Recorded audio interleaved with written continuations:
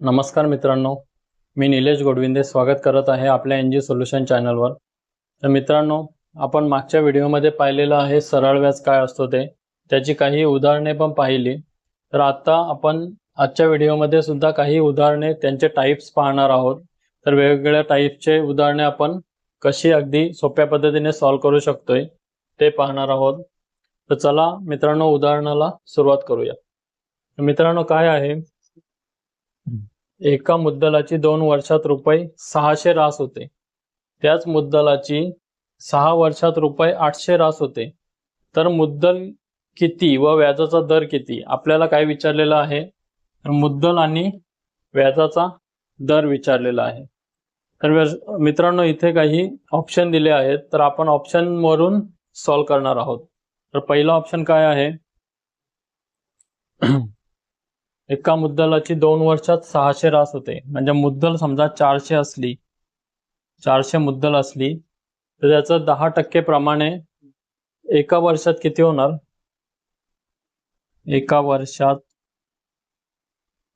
10% प्रमाणे 40 रुपये आणि 2 वर्षात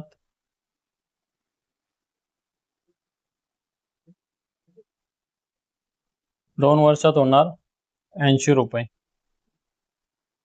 तर मित्रांनो, 400 आणि 80 टोटल रास किती होते, 600 रुपये होते। तर इथे किती झाले, 480, म्हणजे हा ऑप्शन पहिला नसणार। दुसरा काय आहे, 300, 300 चे 30%, म्हणजे 300 चे 30% म्हणजे 3 त्रिक 90, पहिल्या वर्षी 90 रुपये आणि दुसऱ्या वर्षी 9 दुने 18, टोटल झाले 480। हे सुद्धा 2 वर्षात 600 होत नाही, म्हणजे दुसरा सुद्धा ऑप्शन कॅन्सल। तिसरा ऑप्शन काय आहे, 300 चे 40%, पहिल्या वर्षात 40% म्हणजे 4 त्रिक 12, 120 रुपये, दुसऱ्या वर्षात 12 दुने 24, 240 रुपये, 300 आणि 240 540।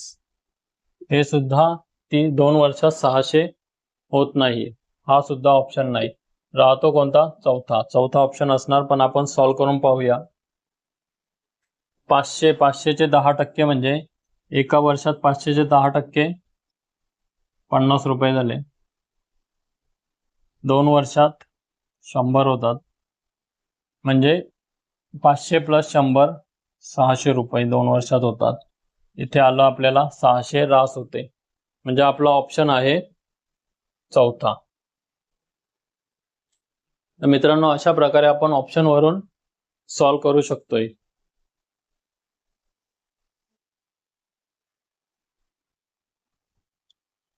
मित्रांनो, आता आपण सेकंड एक्झाम्पल पाहूया।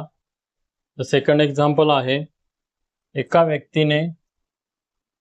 व्यक्तीने एक मुद्दल पहिल्या 3 वर्षासाठी 6% दराने, पुढल्या 5 वर्षासाठी 9% दराने, म्हणजे पहिल्या 3 वर्षासाठी 6% दराने, त्यानंतर 5 वर्षासाठी 9% दराने आणि त्यापुढील 3 वर्षासाठी 13% दराने कर्जाने दिली।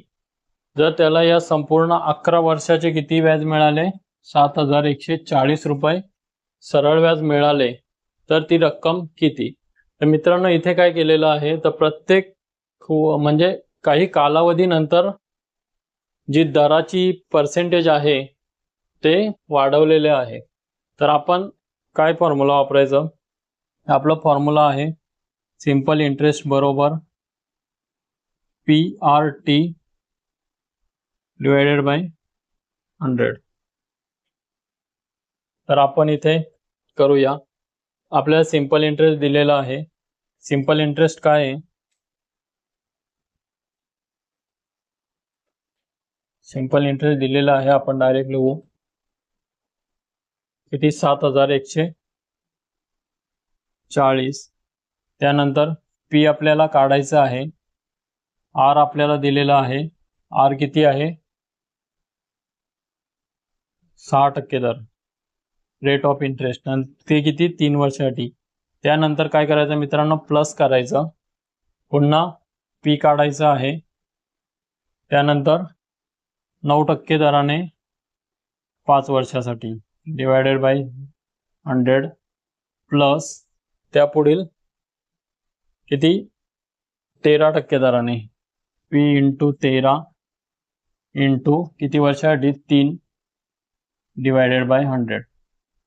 तर मित्रांनो आपल्याला डायरेक्ट इथे प्रिन्सिपल अमाऊंट भेटेल. आता काय झालं, 7140 बरोबर सायत्रिक 18p अधिक 18p divided by 100 plus 9 45p divided by 100 plus 33 39p divided by 100. इथे मित्रांनो काय करायचं, 100 सेम आहे, इथे सोडूया. 7140 बरोबर 18 45 आणि 39 त्यांची तिघांची बेरीज 8 आणि 5 13 13 आणि 9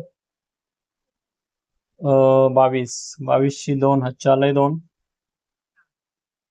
4 5 6 7 8 आणि 9 10 102 भागिले 100 102 पी भागिले 100. तर मित्रांनो आता पुढे काय करायचं, यांना सरळ रूप द्यायचं. इथे सॉल्व करूया आपण. 7140 गुणिले 100 डिवायडेड बाय 102 बरोबर पी. आता पी ची व्हॅल्यू काय आली, तर 102 ला आपण कितीने भाग जातो, 3ने. 3 त्रिक 9 राहिले 1 12 3 चौक 12.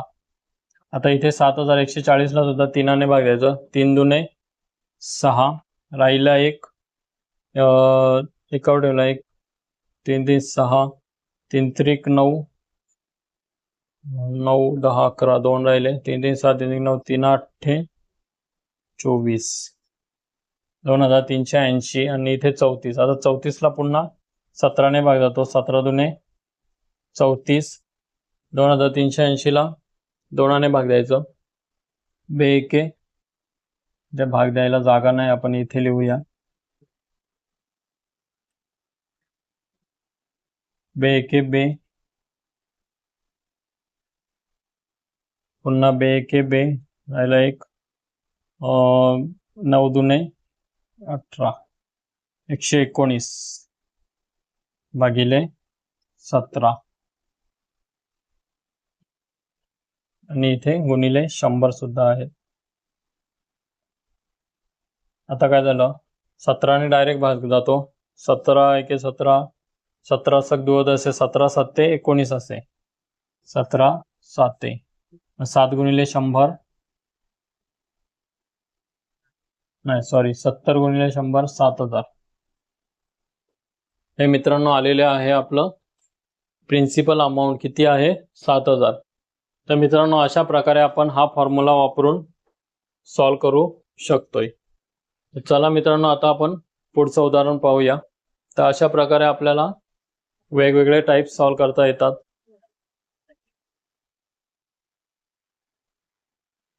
मित्रांनो थर्ड एक्झाम्पल आहे की एक रक्कम काही व्याजदराने 4 वर्षासाठी दिली असती, 4 वर्षासाठी दिली, जर ती 6% अधिक व्याजदराने दिली असती तर रुपये 2880 2880 रुपये अधिक मिळाले असते, तर ती रक्कम किती. तर मित्रांनो इथे काय करायचं आहे, तर इथे एक फॉर्म्युला आहे. काय म्हणजे त्यांनी विचारलंय की 4 वर्षासाठी त्याने एक रक्कम दिली, जर ती 6% अधिक व्याजदराने दिली असती तर रुपये 2880 अधिक मिळाले असते, तर ती रक्कम किती. तर इथे मित्रांनो काय आहे, एक फॉर्म्युला आहे मुद्दल काढण्याचा. मुद्दल बरोबर किती अधिक मिळाले असते, लिहायचं किती रक्कम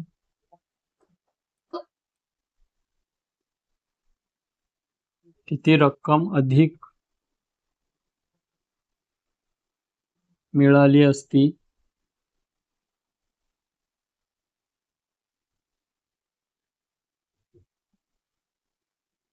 किती रक्कम अधिक मिळाली असती गुणिले 100 डिवायडेड बाय किती व्याजाचा दर काढायचं आणि मुदत.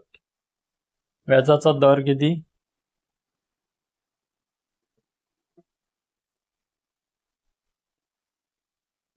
गुणिले मुदत.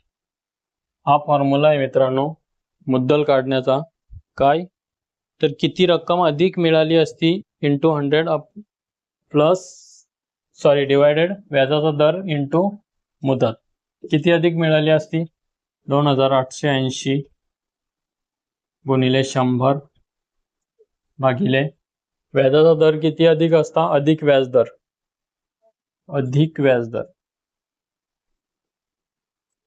अधिक व्याजाचा दर किती 6 गुणिले मुदत किती 4 वर्षांनी.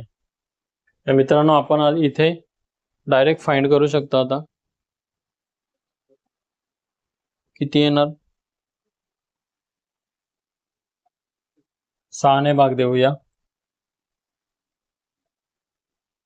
6 1 6 12 6 3 18 6 चौक 24 राहिले 4 4 ठेवले 8 6 6 12 6 3 18 6 चौक 24 6 म्हणजे 30 6 6 36 6 7 42 6 8 48 डायरेक्ट जातो.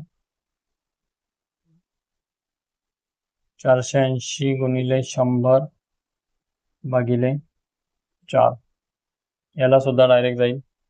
4 4 8 6 3 12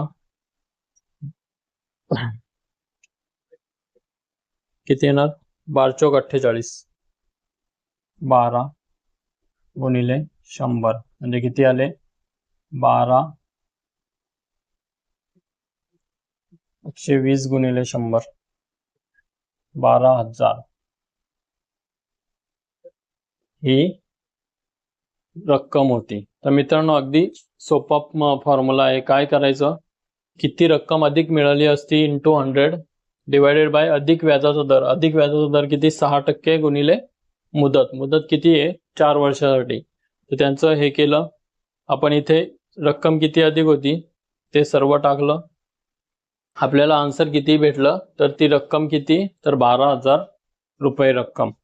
तर मित्रांनो अशा प्रकारे वेगवेगळे टाइप्स आपण पाहत आहोत. तर मित्रांनो हे स्पर्धा परीक्षांमध्ये नक्की विचारले जातात फिरून प्रश्न. तर आपण ते सर्व एक्झाम्पल घेणार आहोत.